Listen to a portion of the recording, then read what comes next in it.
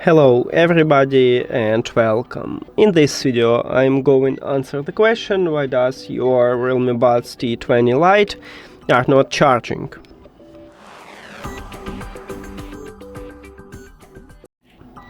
Firstly, I recommend to check if you have the foil on your earbuds. So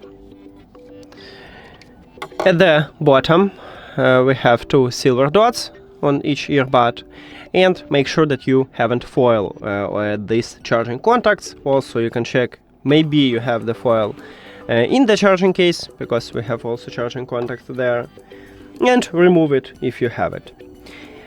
Next step, if you know that you remove and you have no foil, is to clean the charging contacts. So you can apply isopropyl alcohol at them. It doesn't conduct electricity, so there will be no short circuit, and clean it with a brush, or if you have a cleaning tool you can use a toothbrush. By the way, at this channel we have video how to clean this earbud, so you can check it if you don't know how. Okay, after you clean it, I recommend to also check your cable and an adapter. Maybe you need to change and use another one, because the problem may be in the cable or an adapter. And also at the bottom we have USB-C port. Check is everything okay with this port. And that's it.